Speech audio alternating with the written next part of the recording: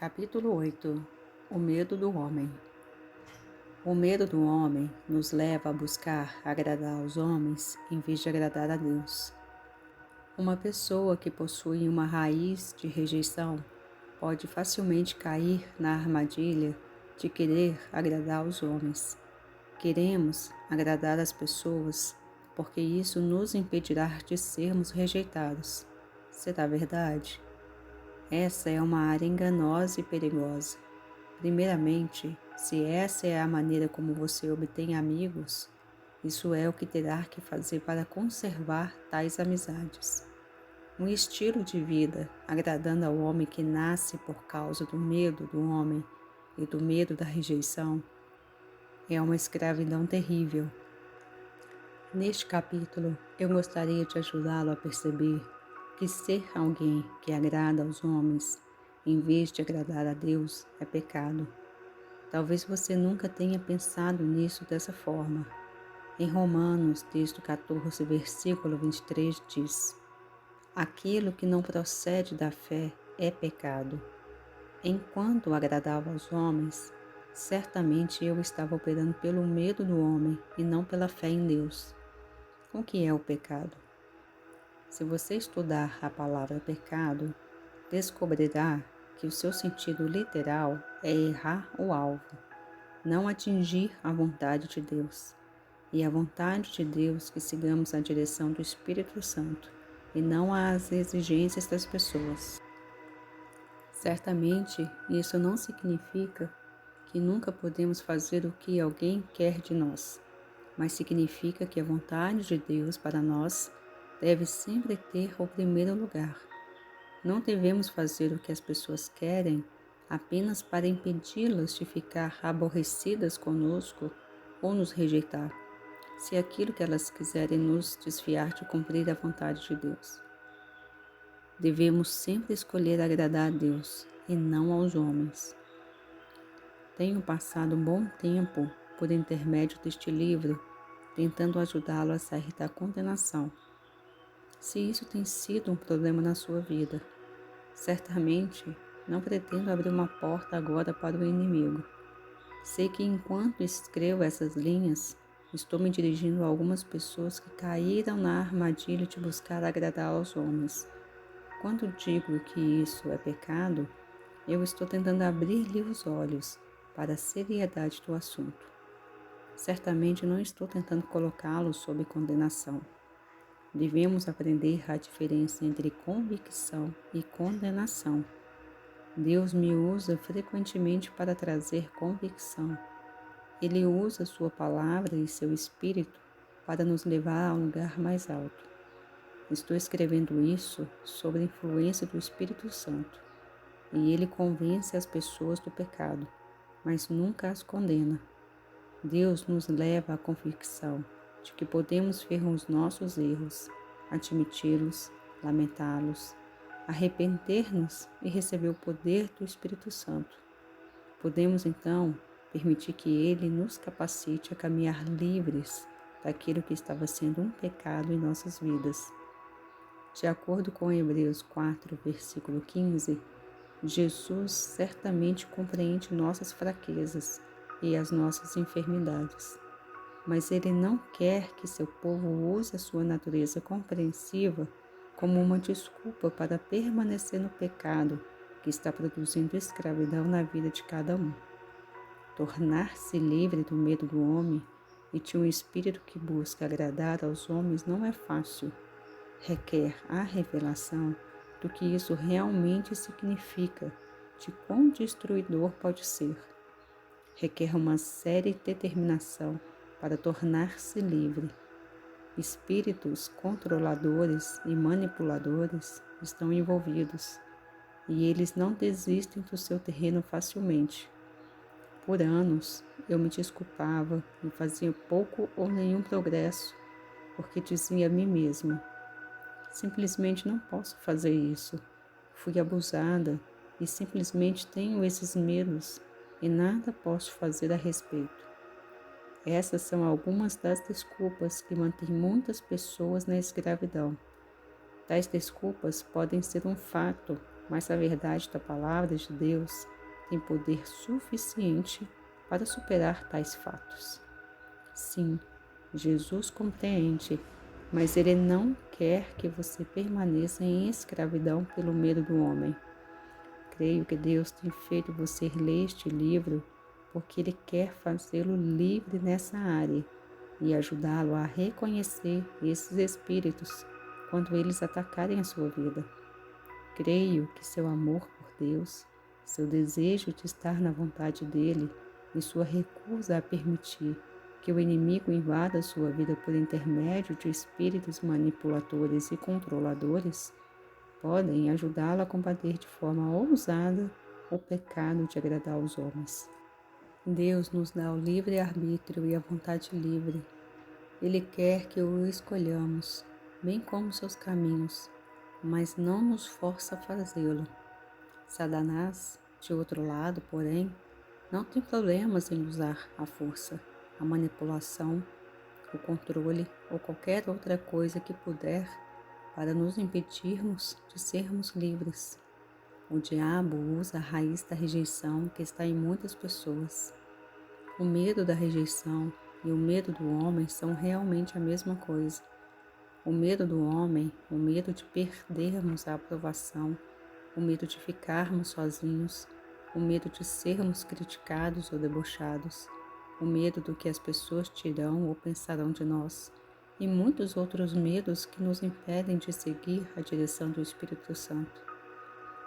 O diabo sabe que Deus tem um bom plano para a sua vida, e seu alvo é impedir você de conhecer esse plano. Se você quiser ser livre desses espíritos que estou revelando, deve desejar confrontá-los. Você nunca ficará livre deles ao correr, evitá-los ou adiar o assunto. Devemos enfrentar as questões e saber que Jesus está sempre conosco para nos fortalecer e ajudar. A única forma para chegar do outro lado de um problema é eliminar o seu poder sobre você e enfrentá-lo e permitir que o Espírito Santo o oriente sobre como passar por isso. Eu nunca teria uma vitória pessoal se sempre obtivesse a libertação por meio de milagres. Deus pode nos dar algumas vitórias dessa forma, mas nem todas elas funcionarão assim. Ele quer nos fortalecer para que enfrentemos o inimigo na força do seu poder e assim possamos conquistar uma vitória pessoal. Não temas.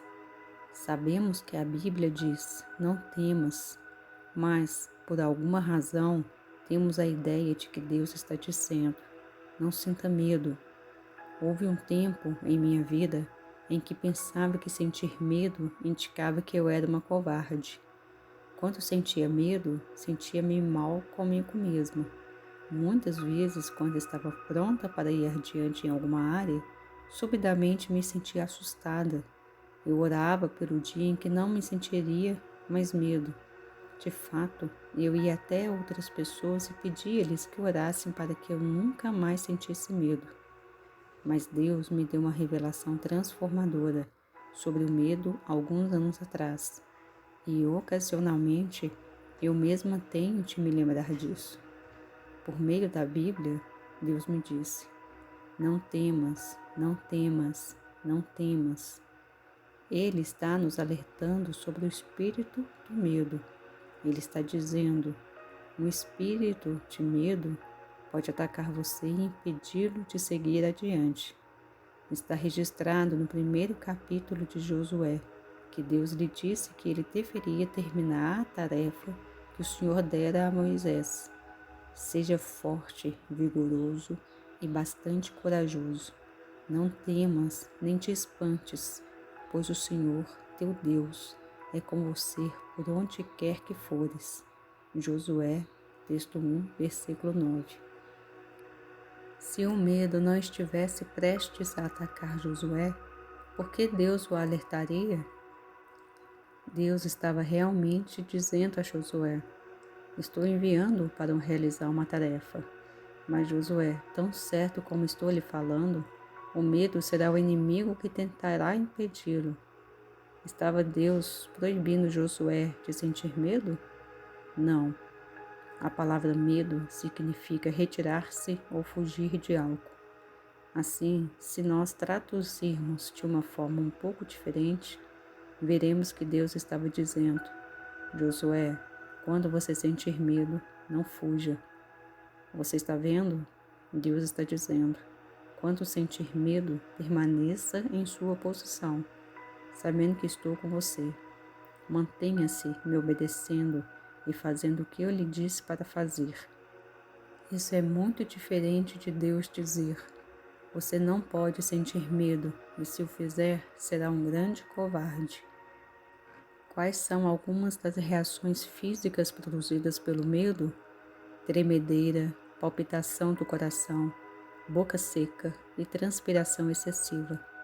Não encontro lugar algum na Bíblia em que Deus diga: Joyce Meyer, não transpire, não trema, não estremeça. Seu coração não deve palpitar quando você estiver em situação nova ou difícil. Você já percebeu que um espírito de medo tenta mantê-lo em escravidão quando você encontra algo novo? Quando você tenta obter liberdade em sua vida, um espírito de medo tentará mantê-lo na escravidão. Quando chega o dia de Deus para que você seja livre, é tempo de enfrentar a pessoa ou a situação que o amedronta. É o tempo de você caminhar até essa pessoa e conversar com ela, mesmo que assustado. É tempo de começar a crer de forma diferente a respeito de si mesmo. O medo tentará mantê-lo na escravidão. A única forma de chegar do outro lado é fincar os pés, manter sua face firme e dizer: eu sei que ouvi a Deus e eu vou seguir adiante. Como as pessoas pensam e reagem. Quando conversamos sobre o medo do homem, o que realmente tememos? Tememos o que as outras pessoas vão pensar. Pense sobre isso. O que os pensamentos de outras pessoas podem nos fazer? Porém, quantas vezes nos dobramos diante do inimigo simplesmente com base naquilo que alguém está pensando? A maior parte do tempo nem realmente sabemos o que os outros pensam, mas a raiz de rejeição sempre fará você pensar o pior. Permitimos que o diabo diga: o que eles pensarão se você fizer isso? Se você se levantar, se tentar fazer isso, se falhar, o que todos vão pensar? Eles pensarão que você não ouviu a Deus. Eles pensarão que você é um fracassado. Eles pensarão isso, eles pensarão aquilo. Eles pensarão algo mais. Por que devemos deixar que os pensamentos dos outros governem nossas vidas? Se eles têm um problema, pensarão o que quiserem a nosso respeito. Não importa o que façamos. O medo do homem é do que os outros pensarão, mas é também o que os outros dirão dele e farão a respeito disso. Penso também que tememos o que as pessoas não dirão ou farão. Se eu fizer algo e você não gostar, então me rejeitará, e não mais terei seu relacionamento e sua amizade. Você não conversará mais comigo ou prestará atenção em mim. Então terei de lidar com a dor da rejeição. Mostrarei a você, por meio de alguns versículos da Bíblia, que Satanás usa o medo da rejeição para manter as pessoas fora da vontade de Deus. Observe o que o Paulo disse em Gálatas 1, versículo 10. Porventura, procuro eu, agora, o favor dos homens ou de Deus? Procuro agradar aos homens? Se eu buscasse popularidade entre os homens, não seria servos de Cristo, o Messias. Nós realmente gostaríamos de ser populares, não é? Nunca fui muito popular na escola, mas queria que todos os meus filhos fossem populares. Isso também não funcionou. Algumas vezes queremos coisas por motivações erradas. Eu queria que minhas filhas fossem tratadas como rainhas e animadoras de torcidas, e meus filhos fossem tratados como os príncipes encantados e craques de futebol. Eu me angustiava porque eles e elas realmente não tinham muitos amigos ou namorados. Mas um dia o Senhor me mostrou: você quer isso para eles porque você nunca o teve. Estou guardando os problemas porque tenho um plano para a vida deles. Algumas vezes, quando os jovens são populares, a pressão dos colegas para manterem todos esses relacionamentos termina levando-os à direção errada. Se Deus tivesse respondido às minhas orações pelos meus filhos para que fossem os estudantes mais populares da escola, as coisas poderiam ter terminado mal. Mas agora, todos os meus filhos estão servindo ao Senhor e trabalham neste ministério. Todos são casados com cristãos. O que teria acontecido se Deus respondesse às minhas orações para que eles se tornassem populares? Vamos desejar popularidade com Deus, acima da popularidade com as pessoas. Não fique tão triste se você não tem 25 pessoas tentando ligar para seu número telefônico ou batendo à sua porta o tempo todo. Busque a Deus e deixe que Ele traga as pessoas certas para a sua vida. Uma vez que você entrou em um relacionamento, deverá mantê-lo, e isso faz com que pessoas populares sofram muita pressão por tantos relacionamentos. Anos atrás, antes de estar no ministério, eu pertencia a uma igreja. Havia um grupo de pessoas do qual eu queria participar. Eu me esforçava e conspirava, armava situações e manipulava, fazia favores e impressionava as pessoas, até entrar naquele grupo. Mas descobri que quando uma pessoa entra em relacionamentos por esses métodos, a única forma de permanecer ali é deixar que essas pessoas o controlem. Sabe o que aconteceu? Quando recebi o batismo do Espírito Santo e Deus me chamou para pregar, quando comecei a crer nas coisas em que creio hoje e a prosseguir, e esse grupo disse: se você vai crer nas coisas que você diz crer, não queremos mais nos relacionar com você. Escolha ou nós ou isso. Essas pessoas eram cristãs. Não pense que o inimigo não usará seus melhores amigos para tentar desviá-los da vontade de Deus. Eis porque você precisa ter convicção em seu coração do que Deus está lhe dizendo. A Bíblia diz que Jesus esvaziou-se de sua reputação, humilhou-se e então o poder de Deus lhe foi concedido.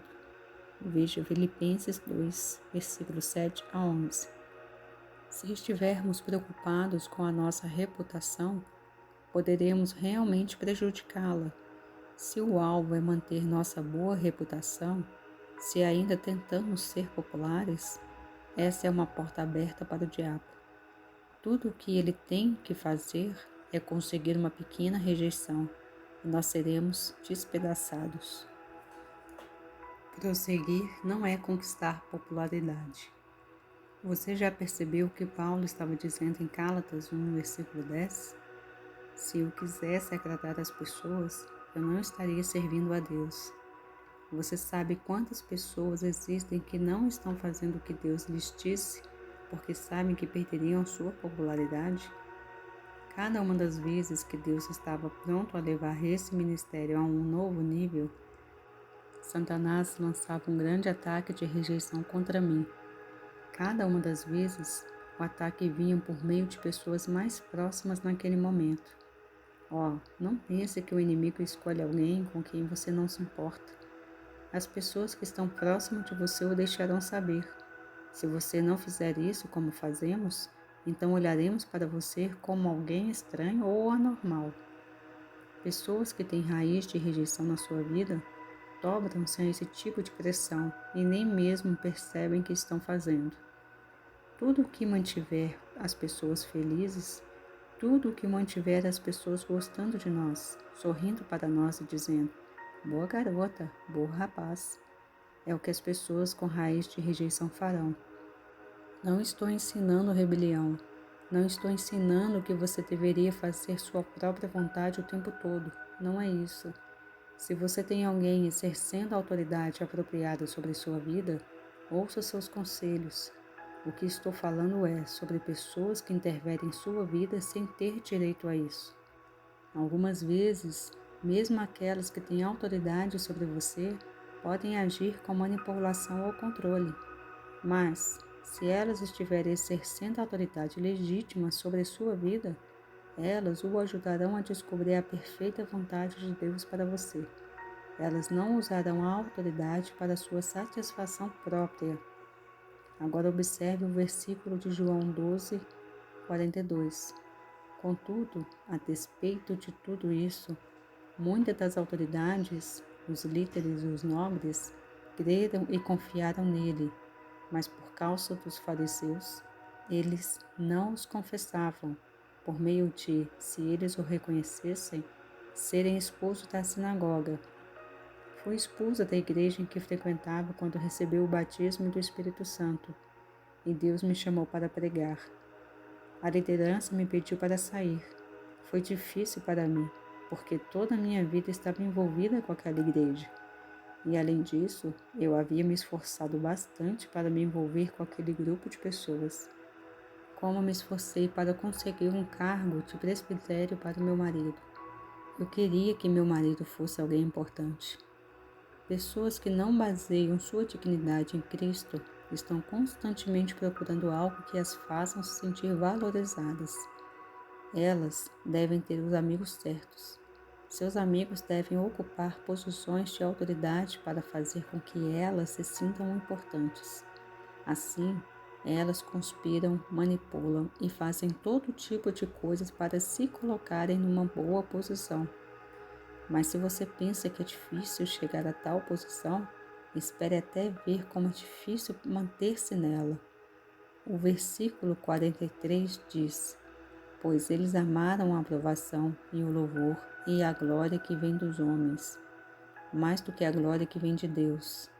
Eles valorizaram mais seu crédito diante dos homens do que seu crédito diante de Deus.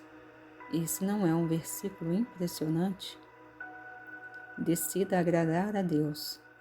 A todo custo, devemos decidir agradar a Deus e não aos homens, mesmo que isso custe a nossa reputação, os nossos amigos. Devemos decidir agradar a Deus. E se isso nos custar nossos amigos, Deus os substituirá. Dave e eu temos alguns amigos muito preciosos agora. Essas são pessoas que trabalham para nós, nos amam e sustentam as nossas mãos em oração. Eles oram e intercedem por nós quando estamos viajando para pregar. Sabemos agora o que são amigos verdadeiros. Amigos não são pessoas que vêm a você e dizem: se você não fizer isso do meu jeito, a nossa amizade se acabará. Isso vem de alguém que quer controlá-lo e manipulá-lo. Aqueles que agora eu tenho como amigos estão me ajudando a ser tudo o que eu posso ser em Cristo. Eles são verdadeiros amigos, pessoas que não têm inveja de mim. Eles me ajudam a prosseguir. Não tentam me fazer retroceder para que possam ganhar a dianteira. Algumas pessoas fazem um favor a você quando lhe telefonam e dizem: será melhor fazer o que eu quero ou não fale mais comigo.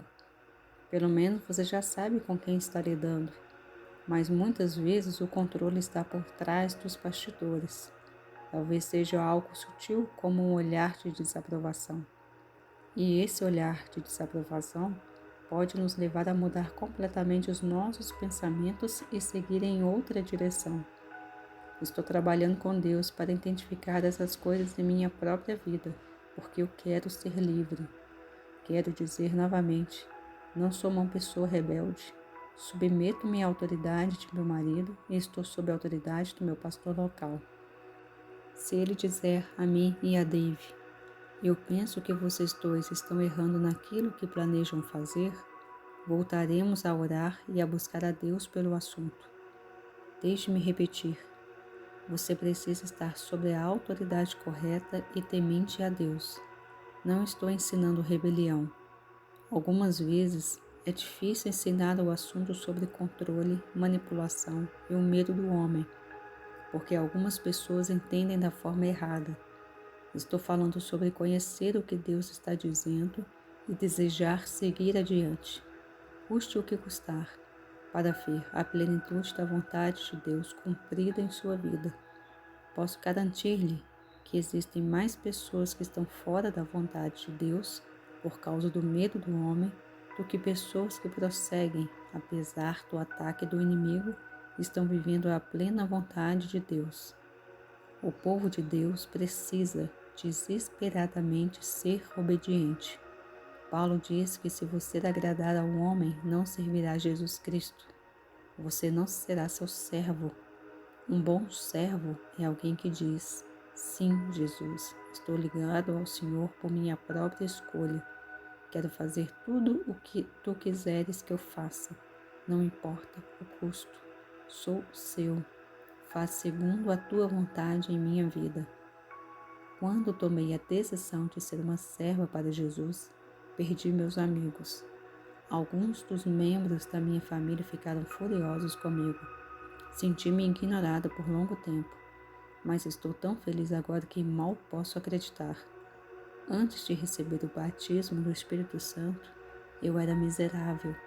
Eu me esforçava arduamente para ter o grupo certo de amigos e me assegurar de que Dave seria um presbítero na igreja. Não havia festa que os Meyers não fossem convidados.